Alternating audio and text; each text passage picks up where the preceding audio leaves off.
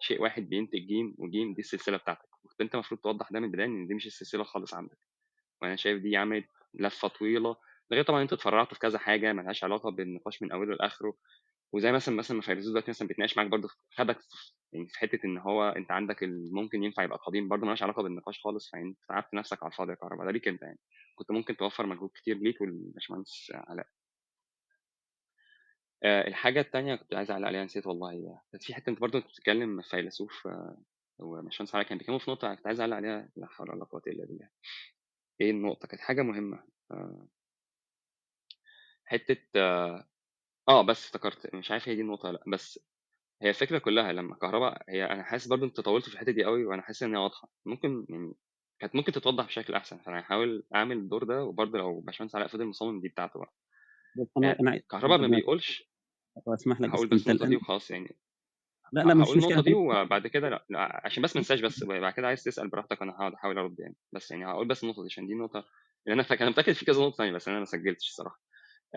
إن هو كهربا بيقول إن الشيء الأخير ده هو أصلًا حتى يعني هو ماشي خلّينا نفترض اللي هو بالصورة اللي أنت رسمتها يا باشمهندس علاء، إن في شيء أخير، فهو عند كهربا الممكن أو الحادث أو أيًا كان، فهو مستحيل عفوًا هو ممكن إنه ينتهي أو يفنى بفعل آخر، فده إمكان عام، في إمكان عام قصدي إن هو ممكن يفنى والتخصيص بتاعه أو الشرط بتاعه إن هو يبقى في شيء تاني، فأنت بقى بتسأل طب ما فيش شيء تاني، هيفضل نفس الكلام، أوكي متفقين، هو فاضل آخر حاجة اللي هو آخر كائن، نفترض إن هو كهربا آخر واحد فاضل في السلسلة بتاعته، فكهربا هل هو ممكن إفناؤه؟ إمكان عام ينفع إفناؤه، بس شرط إفناؤه مش موجود، فمش هيفنى. أنا لحد دلوقتي صح قعدت هو أسمعك شرط وأكتر من مرة إفناؤه مش حاولت. موجود دي، ما هي فرض شرط إفناؤه مش موجود دي تحكم. إنك تقول لي أنه لابد أن يكون شرط إفناؤه من داخل السلسلة، ده تحكم منك. أنا بثبت كويس لك إنك عكسه. فكرتني. أنا ماشي بثبت حاضر، لك أنا بص عكسه، أنا خليني بقول لك برضو. إن هو لحظة بس. أنا بثبت ماشي لك إن أوكي. هو يمكن إفناؤه من خارج السلسلة. بإيه؟ ودي بقى اللي أنا كنت أنا هاجي لك في الحتة دي، أعلّق بس افتكرت باللي النقطة إحنا الأخيرة قلناه، بتاعتي وبعد اللي كده إحنا قعدنا نتكلم فيه كده. ما بس يا مولانا ما فيش النقطة بس مشكلة، أنا عشان هاتداول لو عايز تتداول، بس أنا لو هاقول آخر تسمح لي نقطة بس يعني معلش بس ما أنا آسف بس والله تكملها أنا والله. بس طالع أنا مش طالع أتناقش حصل والله، بس أنا بس يعني هاقول بس آخر هناقش والله. حاجة. طب ما نسمع أنا التعليق طب طيب هاقول على بعضه وبعد كده نتناقش. أنا كده هاعترض براحتكم والله، يعني أنا إن شاء الله هاحاول ما امشيش لحد ما يعني ما احاول اخلّص والله الموضوع. والله ليس هو ردا أنتم عليك، ليس صوته هو اللي بيقطّع والّا صوتي أنا اللي بيقطّع؟ بيقطع سيفن. صوتي أنا مش عارف واضح ولا لا. صوت واضح؟ واضح، بس هو طيب هيقول حاجة بس في 10 ثواني يعني. اتفضل. آخر حاجة دي فعلًا آخر يعني هي فعلًا جملة أو جملتين بالكتير. أنا مش فاهم أصلًا برضه، أنا مستني ده حد ممكن يشرح لي أكتر، أنا يعني لو كهربا مثلًا بكرة الصبح بقى مؤمن وعنده إله، فالإله بتاعه هيبقى جزء من السلسلة، فأنا مش فاهم إزاي في حاجة برّه السلسلة، هو أي حاجة هتبقى ليها لا، علاقة مش هيكون سببية جوه السلسلة هي طبعا، دي، لأن ما ده احنا بقى هنقول ما ده إن اللي هي أنا باتكلم سلسلة فيه إن ممكنات، مش سلسلة أنا واجبات. فاهم، أنا اه فاهم، أنت دلوقتي بتتكلم على سلسلة ممكنات عشان كهربا عنده هي سلسلة، الواجب هيبقى عنده براها من كلامك أنت، لإن هو كل اللي عنده ممكنات، بس طبعًا الكلام ده أصلًا هيبقى غلط، إن ده هيبقى زي ما أنت قُلت ده مضاد للفرض اللي إحنا فرضناه في الأول، بس أنا باتكلم إن عمومًا كلمة سلسلة دي إن كانت السلسلة دي فيها واجب، فيها ممكن، كلها ممكنات، كلها واجبات، كلها فيها واجب وفيها ممكنات، ففي الآخر هي سلسلة ما دام في لا، علاقة هي سببية، السلسلة بمعنى لو إن رجعت إلى واجب مش هتبقى مشكلة. هيبقى بسيط، هيبقى ماشي، الكلام ماشي، ماشي، حلو بس كده. أنا أقصد أنا عايزك تفهمني يا باشمهندس علاء، عشان أنا حاسس إن دي كانت المشكلة في النقاش، وإن أنتم ما بتسمعوش بعض، أنا آسف يعني. بس أنا باتكلم فيه، أنا خلينا نفترض إن هي سلسلة ليها بداية، يعني مش لازم السلسلة اللي ما لهاش بداية، ليها بداية، وعندي أنا مؤمن وعندي إله في السلسلة دي، فهتفضل سلسلة والإله ضمنها، يعني ضمنها مش إن هو جزء من يا عم كل، مش لازم ولكن يكون قصدي ليها إن هي بداية، أنا موافق إن ما يكونش ليها بداية يا عم، بس لازم بس يكون في واجب. خلاص ماشي. أنا موافق يا مولانا. أنا ماشي، لا أنا لا أنا مش فاهم إزاي، بس ماشي اتفضلوا شوفوا. لا، ممكن عادي، إيه المشكلة؟ ما يكونش ليها لا بداية بس يكون في واجب. لا لا ما أنا فيش عندي، م- لا أنا عندي ما عنديش مشكلة. السلسلة هذه لها بداية وبدايتها هو الله. جميل. في الفجوة ما بين الحادث، فجوة، طبعا هذا الكلام يعني طبعا عليه كلام كثير، بس هنفترض مثلا احنا بنتناقش في فرضيات. انا كل اللي انا بتناقش فيه الان ده كل عنده محال، يعني افتراض سلسلة ليس له وجود مؤثر خارجي، ده محال بس بناقش فيه. عكس مذهبنا، بس ماشي. بالضبط بالضبط. فانا عندي الان الفجوة بين الممكن هذا وما بين انتهاء بداية السلسلة إمكانات لا نهاية لها. إمكانات لا نهاية لها. أنا فرضت إن السلسلة الحقيقية سلسلة الممكنات دي تنتهي إلى واجب.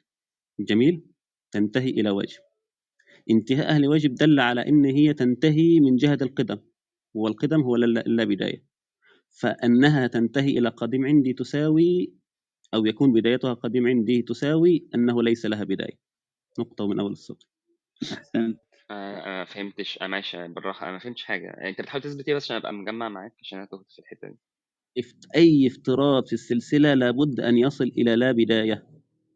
أي افتراض في السلسلة لابد أن يصل إلى لا بداية، والبداية لا بداية هذا إما تكون عبارة عن ممكنات لا نهاية لا أول لها، أو إلى او واجب واجب لا وهذا بدايه له. لا بداية له. فالسلسلة تمام. اوكي تمام ماشي فهمتك.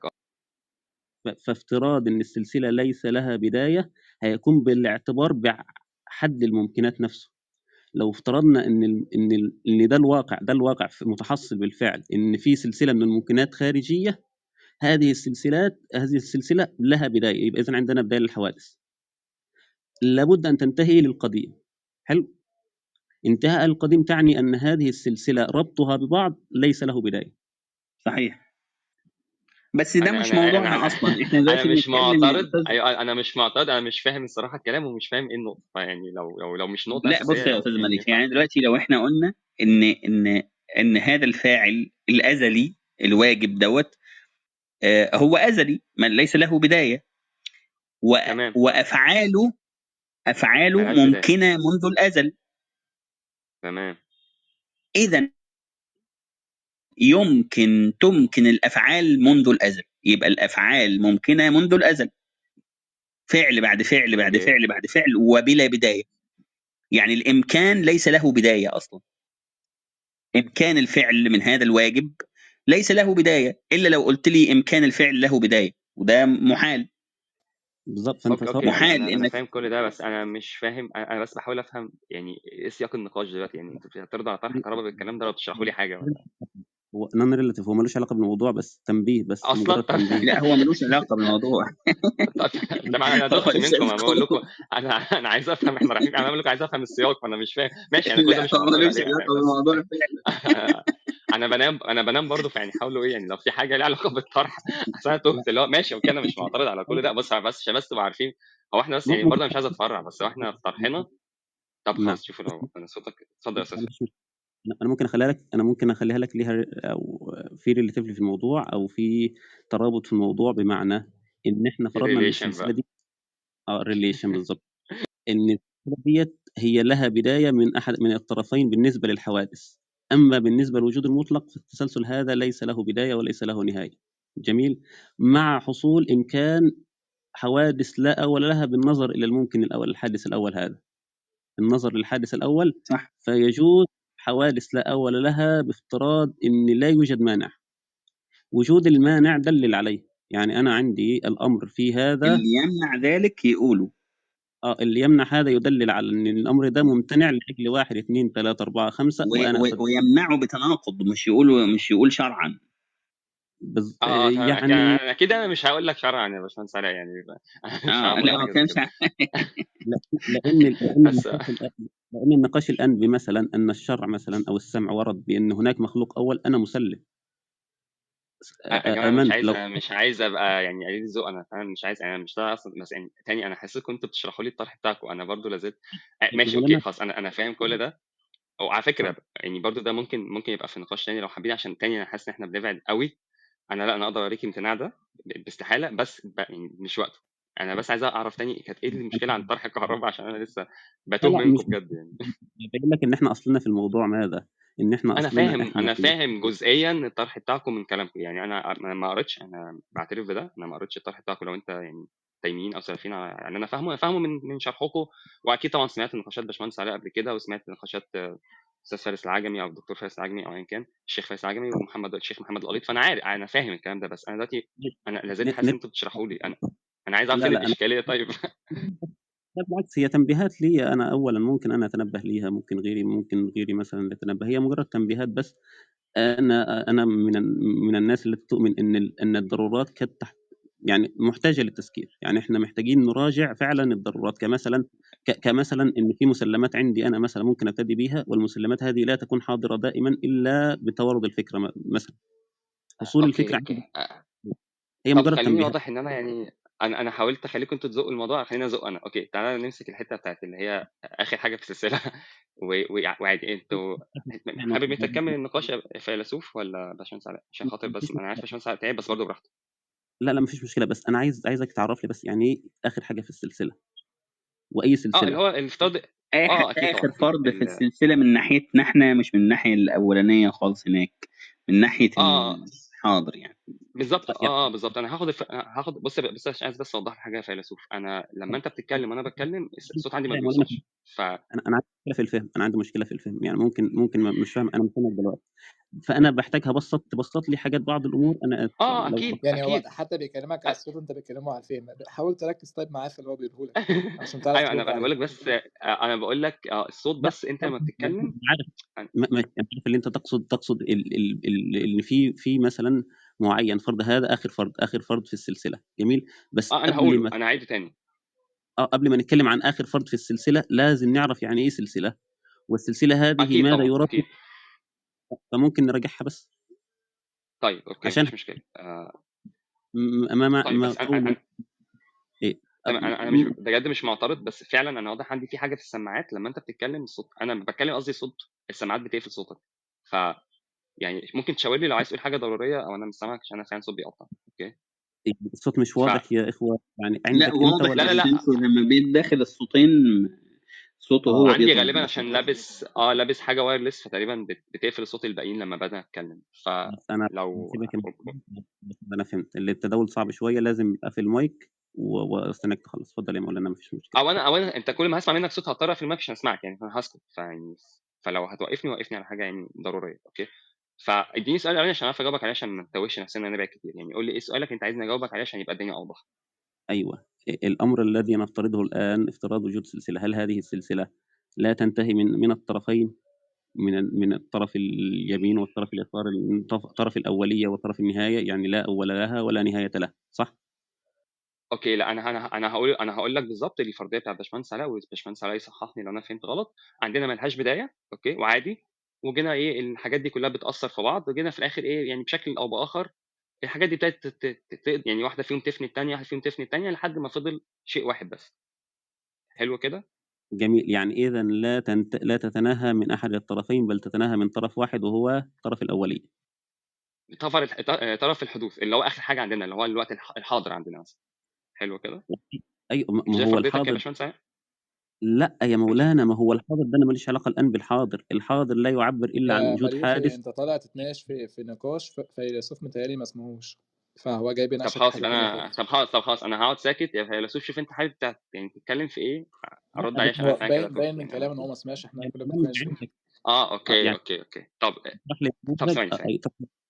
طيب بص، اطرح لي فيلسوف ركز، احنا المريخي طالع بيعلق على حاجات اتقالت، لا فحاول لا خلاص تسمعه. خلاص يا كرامه، خلاص لا خلاص ما دام هو اللي هيكمل النقاش مش باشمهندس علاء، فمش لازم نبتدي من الاول. يا فيلسوف انا اقول بتسلسل العلم. طب اقول لك حاجه، توفير الوقت، تتناقش مع اوكي باشمهندس علاء وانا هقفل الصوره، لا ايش لا لا رايك؟ انا مش انا على فكره انا ما كنتش طالع اصلا عشان خاطر يعني اتناقش. انا ما عنديش مشكله اتناقش طبعا مع باشمهندس علاء. انا بس بقول لك لو انت حابب انت تتكلم خلاص. انا فهمت ان انت مش متابع النقطه، فخلاص مش مهم النقطه دي. انا بقول لك عشان انت حابب تتناقش في ايه. طيب انا وكرامه بنقول بجواز التسلسل العلمي اللي لا بدايه وعادي. هل ده و- بالنسبه و- لك مشكله؟ والنهايه لا ولا ممتنع، يعني انت بتجوزه في الماضي وتمنعه في المستقبل ولا ماذا؟ المستقبل عادي، لا ممكن بيبقى فيه، مش هينتهي بمعنى ان هو يجي عدم، بس عادي ممكن يبقى فيه حاجه واحده في الاخر يعني منطقيا هو ينفع. واجب اللا اوليه، ممكن اللا نهائيه، حلو كده. ما هو بص بقى ثواني بقى عشان بقى ايه ما نقعدش بقى نتوه كتير. احنا اللا بدايه دي مش شيء، واللا نهايه دي او النهايه مش شيء، فهي لا واجبه ولا ممكنه عندنا. دي حاجه كده اللي هو بقول لك ايه، ما فيش بدايه يعني في حاجات ورا بعض، فما فيش حاجه اسمها اللا بدايه واقول عليها واجب او ممكن. يا مولانا ماليش دعوه باللا بدايه الان ولا نهايه، انا بكلمك الان افهم ماشي طيب. الصوره، ما كانت واجب ولا ممكن الان، جميل، ولا ان السلسله ماشي دي واجب ولا ممكن الان، جميل. انا بنظر بس للصوره، ان انت تقول ان هذا ان النموذج هذا واجب ملوش واجب بدايه. في واجب التسلسل في الماضي، تسلسل ممكنات هذا واجب في الماضي ممكن في المستقبل، صح؟ بُص أنا مش قصدي أنا عايز بس أوفّر لك المفروض وأقول يكون ما هو أنت ممكن في كلمة في الماضي وممكن في المستقبل يعني. ما طب هنا أمر أنا يا جماعة والله العظيم أنا شايف إن المشاكل دي كلّها اللي بتعمل مشاكل في نقاشنا مش عشان حد فينا وِحِش وحد فينا بيدلّس، المشكلة إن كل واحد فينا بيستخدم ألفاظ هي اللي بتشتته في التفكير. لمّا أنت تقول واجب وممكن أنا باقول لك أهو، الواقع بتاعي ما لهاش بداية، شوف أنت عايز تسميها إيه براحتك، بس أنا كلامي هو واضح، ما ليش بداية وعادي ممكن يبقى في نهاية. خلاص بلاش كلمة ممكن واجب عشان بنختلف فيها. هي مش بتضايقني، دي حاجة اسمها categorical mistake أنت أو category mistake أنت بتحط تصنيفات على اوكي حاجة انا لا فاهم. يمكن تصنيفها. اوكي ما فيش مشكلة. اوكي نو بروبلم. الآن لو أوكي. افترضنا ان اللا بداية ديت هل لابد لها تحصل ولا لا ليس لابد ان هي تحصل؟ هي حصلت. ايوه، ما حصولها ده يدل على ايه؟ ما هو الحصول انا عندي ان الجواز والوجوب يدل على الحصول. ممكن في الجائز وواجب في الواجب. يعني لو ان اللا أولية دي واجبة فلا بد ان هي تكون واجبة، والا ايه كلمة واجب دي؟ لابد ان هي تكون موجودة، لابد ان تكون هذه السلسلة موجودة، اللا بداية دي موجودة. اذا افتراض عدم وجودها ممتنع. ولما انا اقول ممكن وتقول لي هي موجودة بالفعل اقول لك ما عنديش مشكلة، بس انت تجوز ان هي لا يمكن ان لا تكون موجودة. وصلت يا مولانا؟ فاختار. أنا فاهم كلامك، بس تاني كلامك ده بتقول إن اللا بداية دي شيء وبتقعد تفترض إن هي ممكنة ولا نسأل واجبة. أنا بقول لك اللا بداية دي مش حاجة، هي دي المشكلة اللي أنت يعني يا جماعة دي مشاكل النقاش كلها أنت يعني دي ايوه بداية الغلط أو دي بداية عارف. المشاكل. انا عارف ان اللا بدايه دي مش حاجه هنروح نلمسها ونروح نتكلم معاها حلو ونسلم حلو عليها. نمشي واحدة واحدة يا فارس. هسألك سؤال بسيط دلوقتي، اللا بما بدايه إن ديت اللا عندي، بداية دي طب اللا ثانية بدايه بس عندي أسألك انا سؤال. إيه؟ اللا بدايه عندي للممكنات ايه يا مولانا؟ ما هو شوف انا صورتي دي وانت متفق معايا ولا لو متفق مش مهم نتكلم فيه. تسلسل لا الممكنات. أنا عايز بس أسألك سؤال عشان إجابة السؤال ده هتفرق معايا أفهم النقاش هيمشي إزاي.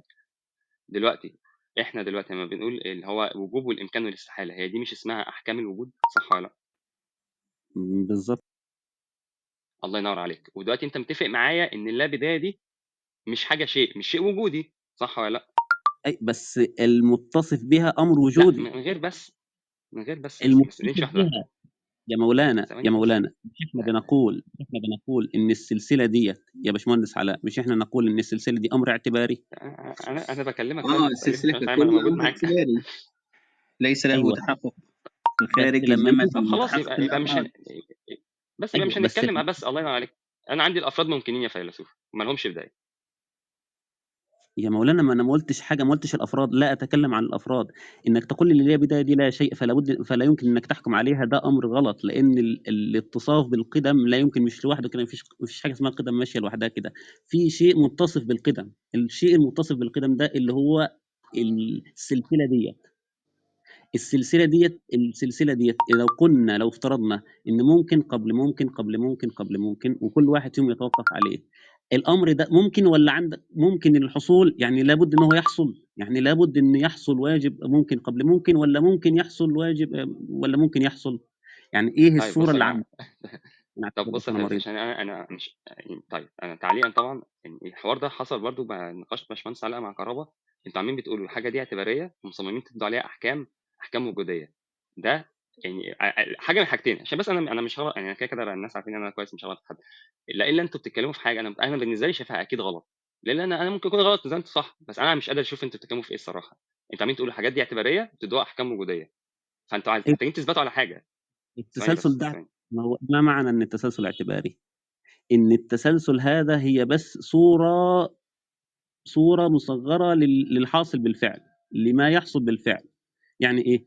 يعني أنا مثلا أمر منتزع، الأزلية هذه أو القدم هذا، قدم جنس السلسلة منتزع من إن السلسلة هذه لا تتناهى.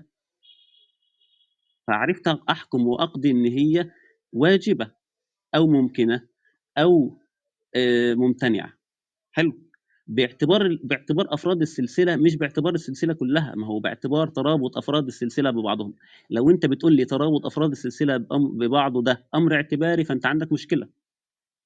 يعني ترابط السلسلة ببعضها أمر اعتباري، فأنت عندك هنا مشكلة، إما إنك تقول إن هي موجودة أو هي اعتبارية. فلو اعتبارية إذا لا يوجد ترابط أصلا. ما هو معنى اعتباري إيه؟ ليس لها حصول بالفعل، ليس لها أمر متحصل في الخارج، ليس لها وجود بالفعل. جميل. ففي ترابط فعلي، فاتركك بقى من تسلسل واعتبار، لان ده احنا نطلقه على مسميات اخرى مش مهم نخش فيها الان.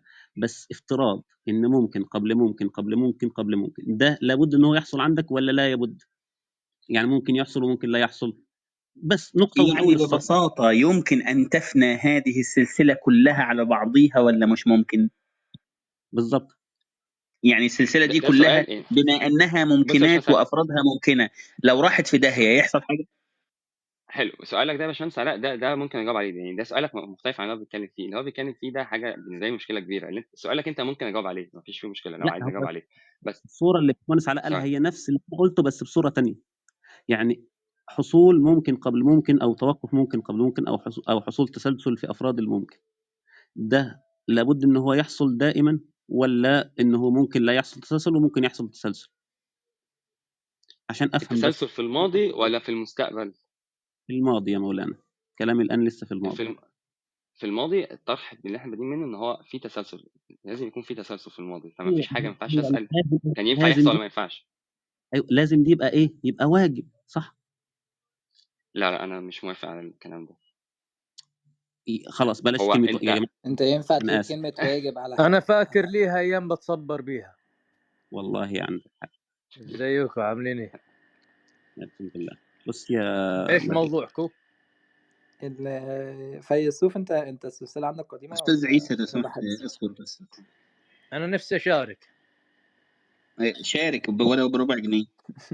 انا بالنسبه لي باكل لحمه جمل دلوقتي ماشي مبروك. ايوه نعمل احنا مليئه يعني. بالدهون والفات. مش فاهم. صحيح، هو كهرباء فعلا اداني فكره حاجه كويسه فعلا نوضح المشكله. بس استاذنك يا استاذ عيسى، ولا حابب لسه تقول تفضل حاجه؟ تفضل حبيبي. ربنا يخليك بالهنا والشفا. الله يا يخليك. فيلسوف انت، كويس والله عشان كهرباء فعلا هو لفت انتباهي ده. يا فيلسوف انت عندك سلسله الممكنات اللي عندك في الطرح بتاعك قديمه ولا حديثه؟ سلسله قديمه ولا حادثه باي اعتبار؟ سلسله بالاعتبار قديمه اللي انت كنت يعني بتسأل مريخ عنه، باعتبار ان لا اول للسلسله فانت كده عندك تعدد قدماء. لا ثانيه يا طبعا كهرباء، يا كتير. كهرباء اصبر. دلل لي ثواني، عليها، ما هو دلل اصل لي عليها. عشان بالراحه يا جماعه، بالراحه عشان بس احنا ناخد الكلام ده بنفس اللي انتوا بتتكلموا بيه. انا اصلا معترض على طريقتك، او يعني معترض اصلا على طريقه الاستشكال. بس لو انت هتلزمني بطريقه الاشكال دي ما عنديش مشكله، هتاخدها نفس المشكله يا باشمهندس علاء، وانت نفسك لسه قايل الكلام ده. الامكان انا عندكم ملوش انا انسان، بدايه. ثواني يا بس، انسان مولانا، ثواني. انا انسان جاهل، أنا انسان جاهل. انت بسط لي انا المعلومه. شوف لا انا لا، بقول انت لك، مش جاهل يا فيلسوف يا لا عم، ما انا تقولش على ايه، نفسك كده. واحد، جاهل يا سيدي. انا بقول لك اعتراف في الشق لا حول ولا قوه الا بالله. انا يا انسان عم جاهل. بلاش ممكن بلاش ما طريقه معنى، النقاش دي يا فيلسوف. انت طالع وبتتناقش معايا، اكيد مش جاهل ان شاء الله. بلاش بس طريقه الكلام دي مش هتفيد، خلاص مالهاش لازمه. انا بس واحده واحده مولانا، بس. انا س... انا مش جاهل، بس انا جاهل بالجزئيه دي، جاهل بالجزئيه تمام. المعينه اللي انا بنتكلم. انا هسالك حاجه في طرحك عشان خاطر انت ممكن يكون عندك حق. طرحي مش واضح بالنسبه لك. انا هسالك حاجه في طرحك دلوقتي. باشمهندس علاء، قلت نفسكم اسالين الكلام ده من شويه، قولوا لي انا سمعت صح ولا لا. قلته، وكان باشمهندس علاء قال كده حرفيا، وبرضه ممكن يصحح لي. قال الامكان ما ينفعش اسال ايه بدايه الامكان، لان الامكان نفسه لو له بدايه هنسال. قال حاجه شبه كده، قال لك ده تعارض وبتاع. ده فهل في انت عندك حالة الامكان؟ ده في حالة الواجب، مش في حالة ماشي عدم بس، وجود واجب. حلو قوي، بس نمشي واحده واحده. فالامكان عندك قديم يا استاذ عيسى. الإمكان بس في ممكن حالة تعمل ميوت؟ وجود ثواني الواجب يا باشمهندس. قديم طبعا، طب ثواني بس يا باشمهندس علاء. استاذ عيسى، بس بس انت في حالة عندك عدم فكره وجود بس. الواجب لا مش قديم ولا حاجة. ايه اللي يخليه قديم؟ ما في. طب ثواني بس، حد يعمل ميوت استاذ عيسى عشان أستاذ في صوت عيسى هواء ممكن عمال بعد يخش. إذنك، أستاذ عيسى ممكن بعد إذنك تنزل تقلب الشاي تحت بعد إذنك. لايف فور لا ذا انا كيتشن. بالنسبه لي يا جدعان اكلي اهم من موضوعكم. كملوا طب ما تفضل. تنزل تاكل تحت حضرتك في الصالون. يا عم انا مش مؤذي حد، تفضل كمل. ايه اللي بصوت الاطباق في ودنا يا عم. تمام، هحط ميوت. شكرا يا استاذ عيسى. ماشي، نرجع يا باشمهندس علاء. انا هاخد بالطرح بتاعك انت على فكره. يعني انت بقى زي ما انت قلت، احنا احلى حاجه ان انت توضح التناقض في الطرح اللي قدامك. فانت مع وجود قديم او واجب اللي هو لا، عادي ان كان عندك قديم هو كمان، صح كده؟ طبعا ضروري. حلو. وانت لسه من شويه كنت انت وفيلسوف، واعتقد استاذ اسامه من شويه بتتكلموا، او هو انت وفيلسوف بتتكلموا ان القدم يستلزم بالضروره ان هو يكون واجب. ايوه لا هنا في مس اندرستاندينج، بس لحظه. احنا بنقول انه انا اشرح لي ميس اندرستاندينج، انا هعمل ميوت. انا بقول، احنا بنقول انه في حاله وجود الواجب امكان حدوث الحوادث لن يكون له بدايه. ليه؟ لانه في فاعل دائما يفعل او دائما يخلق، فالامكان ده ليس له بدايه. هيبتدي ليه؟ هيبتدي بمناسبه ايه؟ فهو موجود دائما. لكن في حاله ان الممكنات التانية دي بقى التي ليس لها من ذاتها الوجود، تمام، ولا توجد نفسها بنفسها ولا تعدم حتى نفسها بنفسها، فالامكان ايه اللي هيخليه مستمر الى ما لا بدايه؟ تمام. يبقى الامكان مش هيبقى واجب في الحاله دي. الامكان مش هيبقى قديم في هذه الحاله. تمام. بص يا باشمهندس علاء، انت عايزك تسمع، عشان فعلا انا مهتم ان انت تفهمني بغض النظر تقتنع ما تقتنعش. انا اكيد حابك نفهم بعض. اوكي، حرفيا اللي انت بتقوله هو نفس طرحنا بالظبط. ليه يا باشمهندس علاء؟ انت لسه قايل ايه؟ ان تصرفات، يعني مش يعني ما تاخذنيش، لا تؤاخذني في اللفظ لو هو مش مناسب، يعني ان افعال ربنا او تصرفاته او ايا كان اللي انت هتسميه، عشان هي ملهاش بدايه، فبالتالي الامكان ملوش بدايه. ده اللي انت لسه قايله، صح كده؟ صح جدا. جميل. وتصرفات ربنا دي او افعال ربنا او ايا كان المسمى الكويس او الصح اللي انت هتتبناه، ممكنات ولا واجبه؟ ممكنات، صح؟ ممكنات، صح بالظبط. ما هو ده نفس طرحنا، احنا عندنا نفس الكلام، لا بنقول ان القدم هو ده طب مش سيبني نفس اكمل. طب اسمع الجمله الاخيره، انا مش والله العظيم أيوة. يعني مش هفرض عليك رايي، اسمع بس. اوكي. ده اللي احنا بنقوله بالظبط، اللي احنا بنقوله ان هي ممكنات. خلاص، نفس يعني بص هرسمها لك بالظبط. هي انت عندك الاله، هو بس احنا ما عندناش اله عنده تصرفات. الفرق بس بينهم، نقطه صغيره جدا. طب هكمل لك اسمعني بس، الفرق بينهم نقطه صغيره جدا، لو استوعبتها نخلص القصه دي كلها. ايه هي اتفضل؟ الفرق بينهم؟ ان الافعال اللي احنا بنقول ان هي ممكنه لله سبحانه وتعالى دي، الله سبحانه وتعالى فاعل بذاته سبحانه وتعالى، فاعل بذاته، ماشي، مش بالغير. يعني هو مش بالغير. لو بالغير هيبقى مفتقر والسلسله لازم تقف. لكن لو كان بذاته سبحانه وتعالى فاعل بذاته مختار، فهيبقى ليه السلسله لازم تقف؟ لا ما توقفش ولا حاجه. ايه اللي يوقفها؟ لكن بما ان حاجه يا باشمهندس، اللي انت بتقول مش هيفرق في انا ممكن الاعتراض اللي تستنى يا هو كهرباء، سيبه يا عم خلاص عشان خاطر ما يبقاش اسمه قطعت، سيبه يا كهرباء. ها انت ماشي بس يا باشمهندس؟ كمل. طيب يا باشمهندس، هو ده اللي بالظبط انا كنت مستنيك تخلص، بس سيبني بقى اكمل الطرح الثاني، او اديك النظره اللي انا بقدمه. اللي انت بتقدمه في النهايه، اول حاجه النقطه اللي انت قلتها زي ما كهرباء قال، ملهاش هتفرق في اي حاجه في النهايه، هي ممكنات، واستمراريه الممكنات دي من لا بدايه هي اللي خلى ان في حاجه اسمها قدم الامكان او قدم الاشياء او ايا كان قدم العالم. شوف انت عايز تسميه. متفقين. خد الطرح بتاعنا. حلو، خد الطرح بتاعنا. والله حرفيا، يعني طبعا بغض النظر عن النقطه اللي انت قلتها انا لسه هاجي لك فيها، حرفيا هي بالظبط، هي ممكنات، ووجود الممكنات دي بدون بدايه هي دي اللي بيخلي ان في حاجه اسمها ان لذاتها الامكان ملوش بدايه. مستحيل. يعني ايه بقى لذاتها؟ لذاتها يعني هي ممكنه بذاتها لوحدها كده من غير وجود مرجح خارجي مستحيل. بوجود مرجح خارجي ممكن. حلو، اجي لك بقى. بص بقى، ثاني انا فاهم تسلسل الاعراض عنده جائز، ولكن التسلسل عنده بيقول لك اعراض وليس جواهر، يعني مش جواهر بتيجي ورا بعض. انا هاجي في حته ثانيه. بص يا باشمهندس علاء، اللي انت بتقوله ده بغض النظر عشان ما فهمتش كلام كهرباء صراحه، عشان مركز في الاستشكال اللي انا هقوله لك. كلامك ده فهم منه حاجه من حاجتين. لا انت بتقول ان الممكنات دي محتاجه مرجح، بمعنى ان كل واحد يجي محتاج حد يرجحه، ده اللي انا افهمه، او تقصد ان امكان الممكنات ده محتاج حد يرجحه. انت تقصد انهي منهم؟ امكان هذه الممكنات كلها على بعضها يعني كده لابد من مرجح ليها. حلو قوي. فان هم يبقوا ممكنين اصلا ده محتاج مرجح. مش ان هم يكونوا ممكنين، ان هم يخرجوا لحيز الوجود. ماشي، يبقى انت كده اخترت اختيار الاولاني مش الثاني، ان هم يجوا للوجود ده محتاج مرجح، مش ان هم يبقوا اصلا ممكنين من الاول، صح كده؟ لا هم ممكنين من الاول. أيوة فكره الامكان لا أيوة. بدايه لها. الله ينور عليك. يبقى احنا متفقين في النقطه دي، يبقى ان هم بيترجحوا كافراد. يعني مثلا كهرباء ممكن ان كهرباء صح. يطلع محتاج له والسلسله مرجح. هي الله مجموعه ينور. الافراد. ما هو دي بقى ما هي دي النقطه يا باشمهندس علاء، يعني ده اللي انا بقى الصراحه والله العظيم فعلا انت وجهت اعتراضات انا عجبتني، وكهرباء برضه قال نقط عجبتني، بس انا فعلا الحته دي اللي انا فعلا مش قادر افهمك فيها. انت اللي انت بتقوله الحته دي، ليه انت مصمم ان انت عمال تقول الممكنات دي اللي هو مجموعها اعتباري، وبعد كده بترجع مصمم ان هي كتله واحده لوكشه واحده بتعملها على ان هي حاجه واحده؟ انا مش قادر افهم دي لا، الصراحه. ما حصلش. انا بقول ان هي كل فرد لوحده، حلو، وانا بتعامل مع كل فرد الله في ينور ذاته. عليك. حلو، يعني انت دلوقتي هو أيوة. تمام، انا بقول لك اهو لو التزمت بالكلام ده، ما هو نفس الكلام والله، نفس الكلام بتاعنا عندنا كل لحظه فرد بس اللي يا فيلسوف، بيرجحه. لحظه. اتفضل. انا ولا هو؟ ماشي اهو، افكرتك تقول لي انا فيلسوف. ماشي. ان كل فرد فيهم يا باشمهندس علاء بيرجح اللي بعده، لان زي ما انت قلت احنا مش بنتكلم على لوكشه واحده، احنا بنتكلم صح، على بس مثلا احنا كهرباء بنقول دلوقتي ابوه. بقى، ركز معايا بقى في اتفضل. الحته اللي جايه دي. انا خلاص، هحاول احنا اركز معاك. بنقول كل واحد منهم بيرجح اللي بعده، اتفقنا؟ اتفقنا، جميل. حلو. الموجود ألف رجح الموجود ب. جميل، خلاص، حلو. خرج للوجود الحمد لله. تمام. حلو كده، اتفقنا. ح- متفقين. الموجود ب ده خلاص دلوقتي أصبح موجود بالفعل. تمام. لو الموجود ألف فني ما بقاش ليه وجود، وليس له تأثير تمام، على باء دلوقتي خلاص.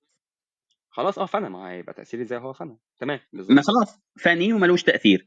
الموجود حلو. باء بقى ده يمكن أن يفنى ولا لأ؟ حلو، هنا بقى انا هسالك سؤال بسيط عشان اعرف اجاوبك على السؤال ده. أيوه، الصوره دي او المثال اللي انت ضربته ده ينفع عندنا في الطرح بتاعنا، فسؤالك حلو، سؤالك او يعني سؤالك مش غلط، سؤالك صح. حلو. ماشي. انا بس عايز اسال سؤال دلوقتي، ايه عندك انت اللي بيميز الواجب عن الممكن عشان ابقى فاهم بس؟ اللي بيميزهم انه ان الممكن يمكن ان يفنى، يمكن ان يوجد، او ان لا يوجد، ليس له من ذاته وجود ولا عدم. حلو، انا خلاص، هسالك سؤال واحد بس وانه عشان ده مسبوق بالنسبه لي بغيره وانه مفتقر لغيره بس. اوكي، انا هسالك سؤال واحد بس ده هيفرق معايا جدا. ماشي ثانيه يا كهرباء، مم. بس عشان بس ما تقطعش حبل الافكار. هل أيوة. عندك الواجب اللي هو الواجب ينفع يبقى حادث او يجي بعد عدمه؟ لا، ما ينفعش. حلو، فبمجرد ان هو جه بعد عدمه ده بقى ممكن اصلا، خلاص الموضوع انتهى. صح، متفقين. حلو. انت دلوقتي في المثال او في السيناريو اللي انت قدمته، اخر فرد مم. عندي ده جه بعد عدمه ولا ما جاش بعد عدمه؟ جه بعد عدمه. اذا فهو بقى ممكن، خلاص ما ينفع، الموضوع انتهى، هو ممكن. ده صح، بكلامك انت. تماما. برافو، احسنت. تمام، حلو، فين بقى المشكله؟ وهذا يجعل امكانيه فنائه دائما.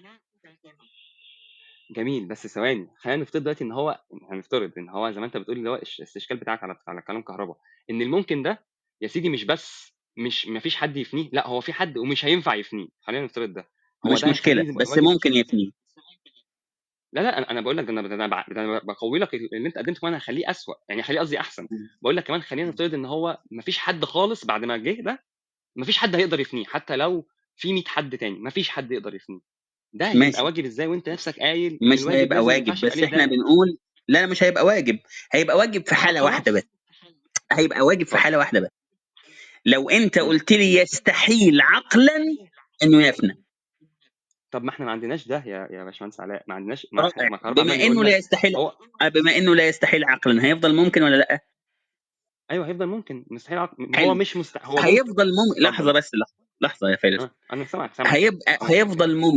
هيفضل ممكن فناؤه من داخل السلسلة ولا خارجها ولا الاثنين سوا؟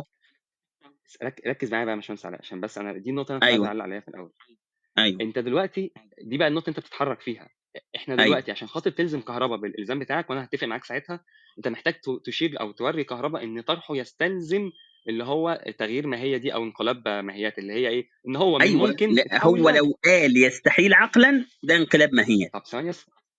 طب اسمعني بس، اديني فرصه بس، انا بفرش عشان اوضح لك النقطه. فانا متفق معاك، لو عرفت تثبت في الطرح كهرباء او اللي انا بقوله ده او السيناريو اللي انت قدمته، ان اخر ممكن ده هينقلب ويبقى واجب، ساعتها ده ما حدش فينا هيقبله، فيبقى الطرح مستحيل. بس اللي انت ايوه، ما بتقدمه هيبقى ما هو فرضيه انه يستحيل عدمه. لو قلت يستحيل عدمه عقلا كده انت حولته لواجب. مش ده بالاختيار اللي طب احنا ثواني بس قلنا وده عليه؟ نكمل. وده طب ثواني محال. بس يا كهرباء. يا باشمهندس ولو قلت لا، انا ما بقولش انه يستحيل عدمه، انا بقول يمكن عدمه. هيبقى قدامك احتمال من اثنين، اما يمكن عدمه من داخل السلسله او من خارجها، مالكش فرض ثالث. طب انا سمعتك يا باشمهندس علاء، بس يمكن تمشي معايا بس واحده واحده، ما تجريش مني، بس واحده واحده. اوكي، تاني احنا متفقين لو انقلاب ماهيه خلاص يبقى الطرح ده فيه استحاله، احنا مش هنختلف على النقطه دي، احنا الاثنين عاقلين مش هنقول حاجه كده. حلو، بس دلوقتي انت ماسك ايه اصل الفرض انت متفق المقابل؟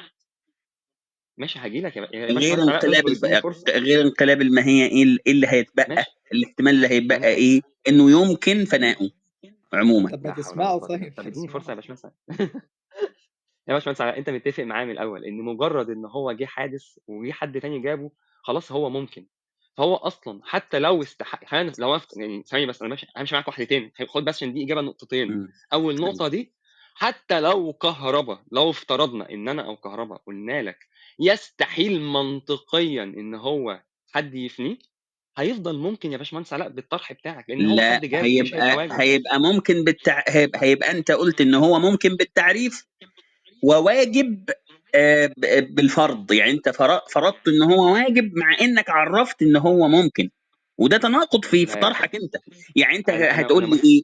اسمعني بس، اسمعني. كانك هتقول ايه؟ كانك هتقول هو يمكن فناؤه لكن يستحيل عقلا فناؤه. ده تناقض اصلا. ايوه انا متفق معاك في الحاله دي، انا بقول لك كده، بس سيبك دلوقتي من فناء وانت ماسك في حاجه معينه في الممكن ده. انا دلوقتي بقول لك نقطه واحده، انت متفق معايا وجوديا مش مفهوميا ان الكائن ده ما دام له سبب وكان معدوم وجه، هو بقى ممكن بغض النظر عن فنائه صح، هيفنى ولا مش هيفنى.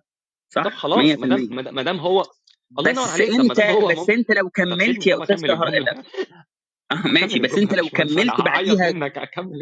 اسمعني بس. لو انت كملت بعديها جمله قلت لي صح، هو بدأ بعد اذ لم يكن، فهو كده ممكن لكن يستحيل عقلا فناؤه، انت كده في نفس الجمله هجيلك الواحده قلت هو هجيلك ممكن يا باشمهندس، لكنه واجب. هجيلك والله هجيلك. بص م. دلوقتي في حاجتين، احنا اول حاجه ان هو ممكن، هو ممكن مفيش فيه نقاش ومش هينقلب حتى لو ما فناش. في بقى النقطه الثانيه دي بقى تقدر تثبت فيها استحالات ثانيه، ان انا اقول لك ان الطرح بتاعي يستلزم استحاله عدم فنائه، او عفوا استحاله عدم، ثانيه اتلخبطت ان انا استحاله فناؤه، افترض استحاله فنائه، وفي نفس الوقت انت تثبت ان هو في استحاله عدم فنائه، فساعتها يبقى في تناقض فعلا. انا متفق معاك، فاحنا بس نخلص من النقطه الاولانيه، هو في ذاته ممكن حتى لو ما فناش، دي كده على جنب. ماشي. نشوف بقى هل في استحاله منطقيه، يعني انت فاهم ايه يا باشمهندس؟ استحاله منطقيه يعني ده م. مهما حصل، لو السماء انطبقت على الارض مهما توفرت شروط، ده مش هيفنى. دي استحاله منطقيه صح ولا لا؟ انه ينفع استحاله يمتنع منطقيه؟ عقلا، يعني انه يمتنع عقلا. الله ينور عليك. هل الامتناع العقلي ده ينفع فيه شروط تخليه ممكن؟ اكيد لا، استحاله، يعني استحاله خلصت. هل صح. مثلا دايره مربعه استحاله بس لو عملنا شرط معين مثلا رسمناه على ورقه بيضاء هيبقى في دايره مربعه؟ استحاله، الموضوع لا طبعا. خلص صح كده. لا. الله ينور صح. عليك. وانت لازم محتاج تثبت استحاله منطقيه، بس كهرباء طرحه ما فيش استحاله منطقيه، هو بيقول لك حلو، يبقى هو هو محتاج بيقول لازم، ثواني بس، ثواني يبقى هو هجي لك بيقول طب ممكن. اكمل الجمله. انا عارف ان انت فاهم ان انا هقول ايه، طب سيبني بس اكمل. فدلوقتي احنا عندنا ايه؟ ان هو مش مستحيل منطقيا، لان في شرط لو توفر، اللي هو لو جه شخص تاني او كائن تاني او ايا كان حدث تاني واثر عليه سببيا يقدر يفنيه، فاذا هو ليس مستحيل منطقيا ان هو يفنى. ولكن في السيناريو بتاعك اللي انت قدمته يا باشمهندس علاء، بما ان مفيش حاجه تانية تفنيه، والشرط ان لازم يبقى في حاجه تانية عشان تفنيه، فالكائن ده مش هيفنى لغياب الشرط وليس الاستحاله المنطقيه. بس دي النقطه. ايوه، لن يفنى لغياب الشرط اللي انت. لحظه بس يا جافا لو سمحت، لحظه يا جافا لو سمحت يا عم، ثواني. لن يفنى بسبب انتفاء الشرط اللي انت وضعته، مش لانه يستحيل عدمه. يا باشمهندس علاء، انا مش شرط انا حاطه، لحظه، انت نفسك متفق معايا. طب ثانيه بس هفهمك نشرح واحده، هو الشرط ده ثانيه هفهمك بس. بس طب يا ماشي استاذ. اتفضل. يا عم خلينا. هسمعك حاضر. هو ماشي، واضح ان بص يا صوتي جاي سيدي. متاخر يا باشمهندس علاء. تقريبا في ديلي او حاجه. بص يا صديقي العزيز، الموضوع كالتالي. دلوقتي بما ان حضرتك بتقول انه يمكن فناؤه، فيمكن فناؤه دي ملهاش غير معنى واحد، انه يتاثر بغيره ليخرج من حيز الوجود الى الفناء، الى العدم. خلاص. طيب، يتاثر بغيره دي لان احنا بنقول ان هو مش هيفنى بذاته، هو لا يملك لنفسه لذاته لا الوجود ولا العدم، فكده كده مش هيفنى بذاته، فهو هيفنى بغيره. حلو. حضرتك في السيناريو بتاع حضرتك بتقول انه يستحيل ان يفنى الا من داخل السلسله، فلو قلت لي يستحيل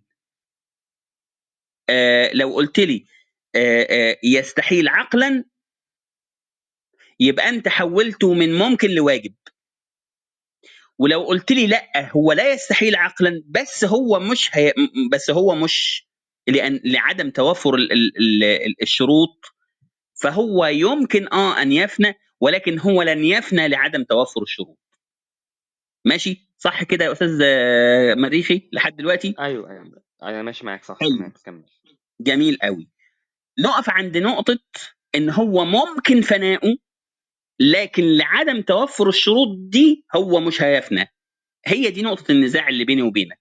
انا بقول ان هو يمكن فناؤه بهذه الشروط اللي حضرتك وضعتها او بغير هذه الشروط اللي حضرتك وضعتها. هو على فكرة يمكن باشمهندس في علاء، الحالتين يفنى. احنا لحد هقول لك هنا ازاي. ماشي. اسمعني. هقول لك ازاي هو ممكن يفنى في الحالتين.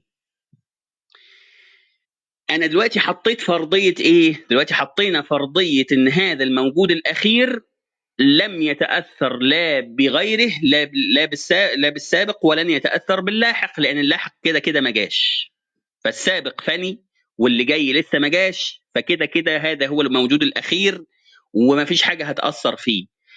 عدم قصدي فناء هذا الموجود لا زال ممكن ولا بقى مستحيل؟